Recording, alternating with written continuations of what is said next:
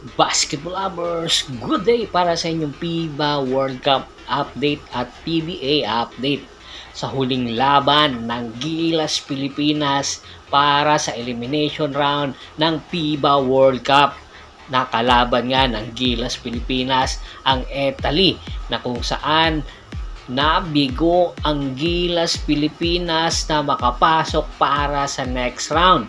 Kaya naman ang mga Gilas Pilipinas fan ay masama ang loob. Sa score na 90-83 ay tuluyan na ngang tinudukan ang ratsada ng Gilas Pilipinas para sana sa second round.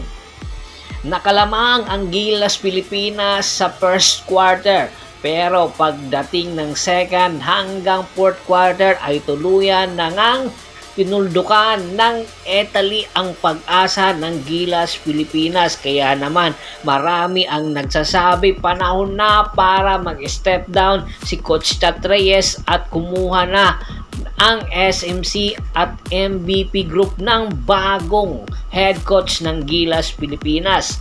Matapos nga ang stint ng import ng tropang giga na si Rondy Hollis Jefferson para sa FIBA World Cup sa kupunan ng Jordan, agad-agad ay babalik ito ng Pilipinas para mag-represent naman para sa paparating na Commissioner's Cup bilang import ng tropang giga.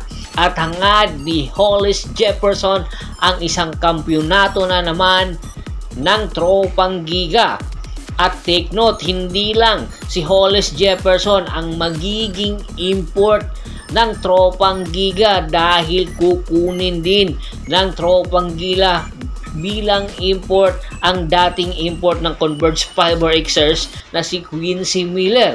Opo, ipagsasabay ng tropang giga si Quincy Miller at Rondy Hollis Jefferson bilang import, hindi sa PBA. Pero para ito sa paghahanda sa paparating na September sa kanilang laban para sa East Asia Super League. Magre-represent ang tropang giga at Barangay Ginebra para sa East Asia Super League. Kaya kinakailangan magpalakas ng tropang giga at hanggang nga nila makakuha or makapagsabayan sa mga bigating mga kupunan sa East Asia Super League. Kaya naman kinuha nila ang mga bigating import na katulad ni na Rondy Hollis Jefferson at isang big man at scorer na si Quincy Miller. Ang dalawang nasabing import ay mga NBA veteran na naglalaro ngayon sa Asia. Sa experience na meron si Rondy Hollis Jefferson sa FIBA World Cup, malaki bagay ito para sa paghahanda sa Commissioner's Cup at East Asia Super League.